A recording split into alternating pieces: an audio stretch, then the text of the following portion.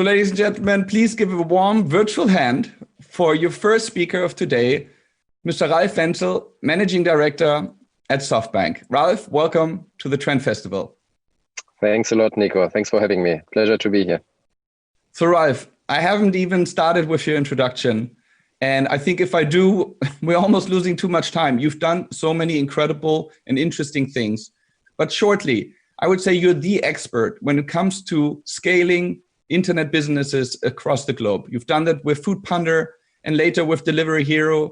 You guys took Delivery Hero public, the biggest tech IPO in Germany in the last 20 years. And now you're at Softbank Group, where you have multiple roles, both leading the tech hubs, but also in Latin America fund, and even have operational roles. You were interim at WeWork as a CMO, and lots of interesting businesses, of course, that you're taking from different markets into Latin America and beyond. So let's tackle the first question of our title straight away. Why do some technologies, make it across the pond while others simply can't? Yeah, I think it's a very good question. Thank you, Niko, for asking it. I think the, let's say, learnings that we have taken over the last years and scaling and expanding internet businesses into many different geographies has been a big learning experience. We had to iterate over almost like 20 years in finding the right angle.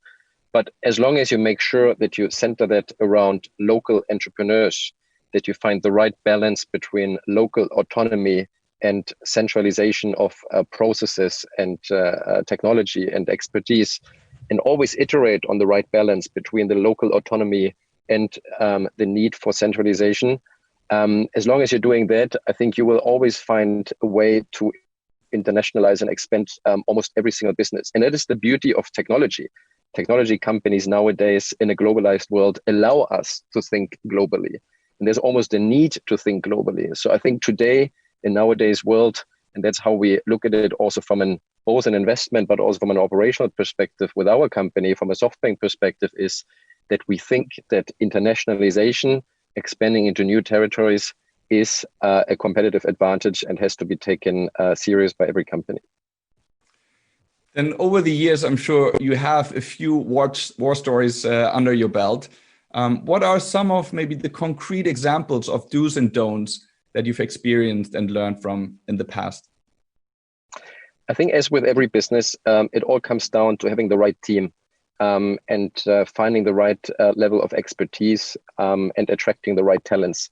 In a nowadays world, it's more important than ever before, where you're really depending on functional expertise, on very, very strong functional expertise, but also on expertise when it comes to understanding and embracing the local and cultural differences. So you can't focus enough on finding the right teams on the ground. And also from a management and managerial perspective, be it as the CEO, the founder, or the senior management of a company, I think the do's and the big learnings are that you have to dedicate a majority of your time on attracting those talents, finding those talents, retaining those talents, and appreciating the highest degree of diversity as well. And diversity in terms of cultural backgrounds, in terms of gender, in terms of age groups, and in terms of where you actually locate your respective resources.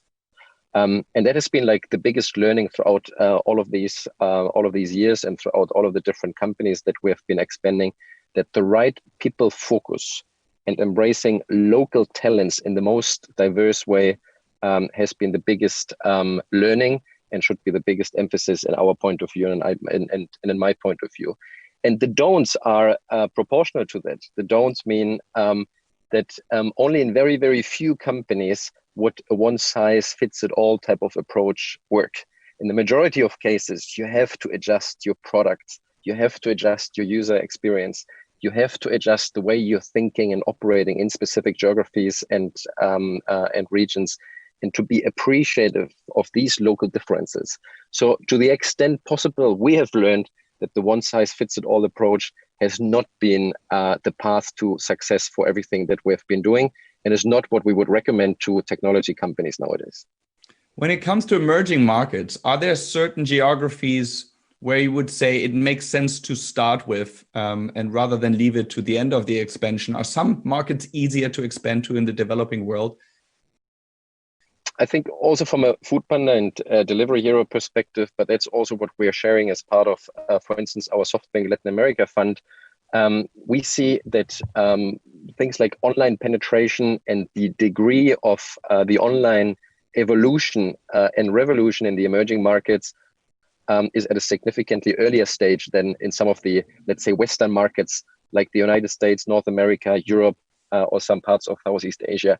And those markets basically have a certain beauty, allow for more scale, allow for still an early mover advantage, not a first mover advantage anymore, but an early mover advantage. And hence scale considerations become different when you expand into emerging markets.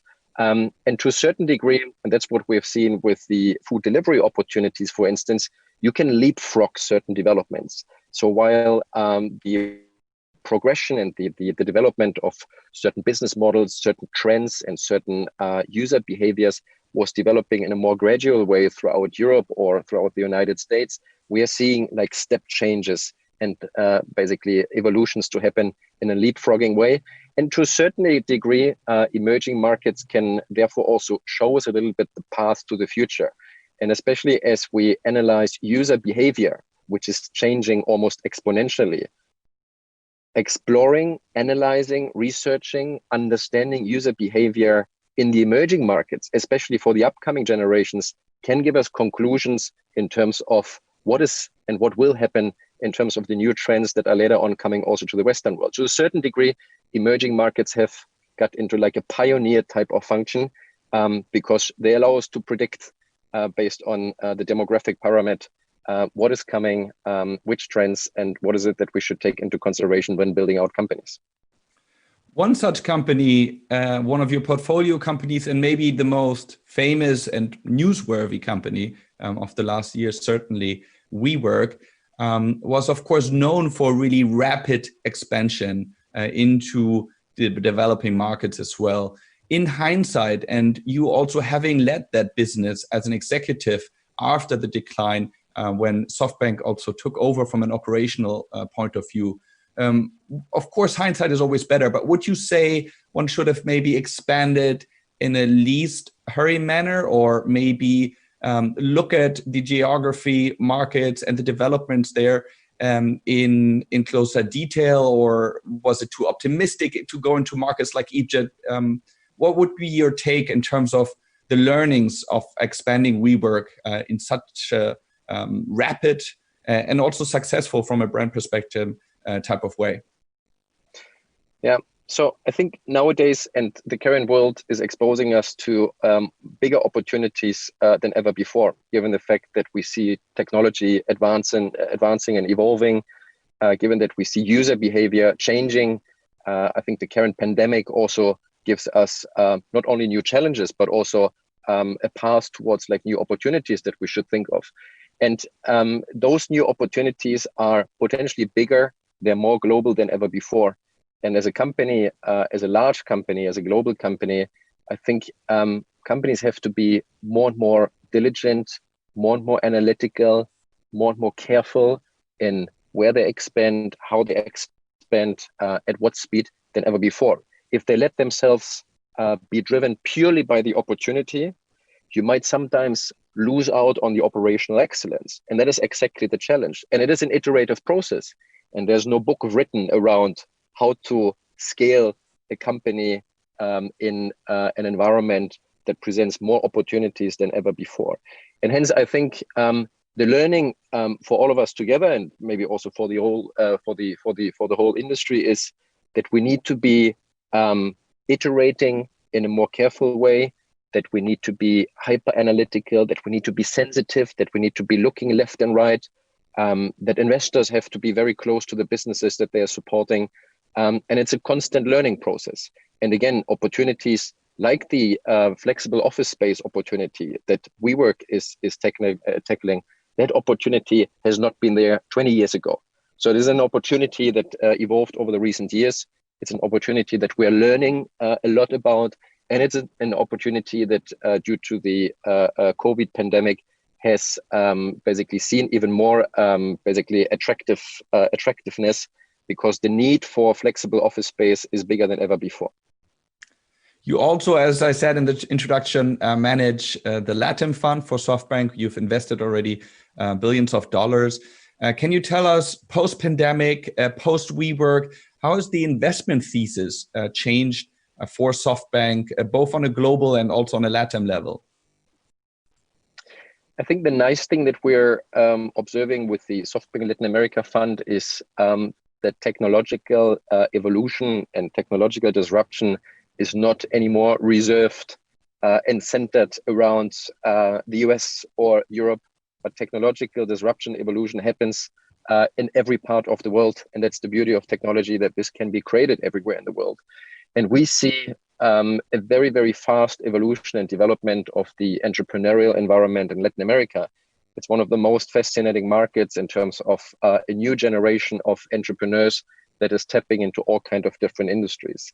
Especially now over the last few months, not only due to the COVID pandemic, we have seen a lot of interesting and new opportunities in the healthcare sector, where healthcare is being combined with technology aspects. We still see enormous opportunities in the so-called financial sector and the so-called fintech sector, in a market and in a region that has been predominantly cash driven to a very, very large degree, and with a high degree of basically like unbanked, of an unbanked population. And we see enormous opportunities still in the basically real estate and also in the hospitality market. We have made a special partnership around the Oyo proposition. Oyo, the combination of hospitality and technology. It's a business that we together with the team are operational leading, and where we see that in a market like Latin America, you have 70% of hotels that are not belonging to a chain, that are still working in a very manual way, and where Oyo as a technology-enabled hotel operator can really make a difference. Let's speak lastly about your role leading the tech hubs. In our pre-conversation, we talked about the goals of such an incubator. And we've seen this across the corporate landscape in Germany and beyond. Large corporations building accelerator programs, building incubator programs, building idea labs. And not all of them last. Not all of them are probably considered as successful. Sometimes one wonders whether corporates have the right metrics also to define what the desired outcome of such initiatives could and should be. How was that for Softbank? How do you see that? What is the goal of the tech hubs for you? The goal of the tech hub, of the Softbank tech hub, is predominantly to help our existing portfolio companies expand into new geographies and adapt their respective proposition also to those new geographies. So it's a combination of two fundamental aspects. On the one hand side, it's about helping portfolio companies find, source, attract the right talents, as we discussed at the very beginning. So for us, incubation means team building. It means a focus on people, on finding the right people, the right mix of people, the right diversity of people. And it also means providing companies with the right understanding of those local specifics that we also talked about, that are key for an international expansion. So you need to understand the behavioral changes between the different countries and cultures that you want to expand into, the local legislation, the local tax regimes, the local governmental specifics that you would need to adhere to. So these are the two main criteria where we as a tech hub help our existing Softbank portfolio companies to attract the right talents, to keep those right talents, to leverage those talents, maybe sometimes also across different portfolio companies, and to make everyone understand the very, very local specifics of the different geographies that we're in. I have to swing in one last question before we get into the actual last question, but just something that I find really interesting for somebody like you that has had the experience with WeWork, that has seen a lot of companies in the pre-IPO market getting to very and unseen levels of valuations. And I think we don't have to talk about all the reasons why that has happened with, an influx of capital and the, not the need anymore for private companies to go public at such an early stage. But I'm wondering, how do you see, let's say, the next 1 to 2 years when it comes to these pre-IPO companies and the IPO market in general? What are we to expect? How bumpy will the ride be? Yeah, we actually don't expect the road to be too bumpy. We see an acceleration of innovation. We see an acceleration of opportunities. And the interesting aspect that we're observing is that technology over the last 5 to 10 years, maybe 20 years, has only disrupted certain segments of the business world and of society. And now technology starts to disrupt and intervene and interfere and improve also parts of like the traditional industry, right? The traditional way of doing business. So it's now affecting all parts of society. And that means there's an acceleration of opportunities. And we are observing a huge increase in like early stage, let's say, investment opportunities. We're also seeing that more and more companies, as they expand, as they get traction, as behavior of customers are changing, are getting into significant traction, into significant growth.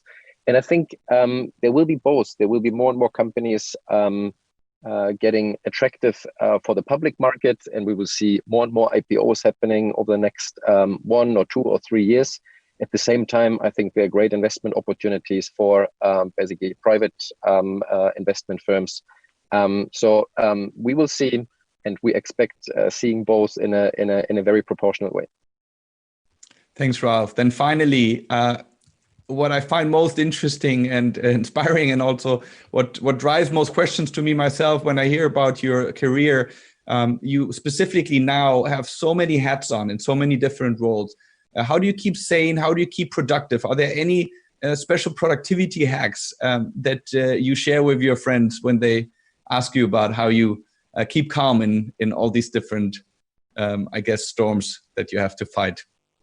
I think also here it's a combination of having the right people surrounding you and having the right team. We've worked with a fantastic team on the Delivery Hero side, on the Foodpanda side, and now even on the Softbank side. So Softbank is, as the name also says, it's a partnership. We are true partners. We're working on eye level. That's the way how I've worked before. And if you trust people, and if you have an environment of trust, if you have the right team, where everyone supports each other. And I'm always inclined to say we're not working based on a specific hierarchy. I'm always inclined to say it's a tribe-based work, right? So we consider ourselves, or that's how I call it, and it's not meant in an esoterical way, but it's meant in a business professional way. If you consider yourself part of a tribe where egos play less of a role, where you're playing the ball to each other, I think that has been the key to success. And that then allows you also to tackle let's say, multiple roles and multiple opportunities at the same time. Ralf, thanks so much for sharing your insights with our audience today, and best wishes for your next steps. Thank you. Thank you so much, Niko. Look forward to our next chat. Thank you.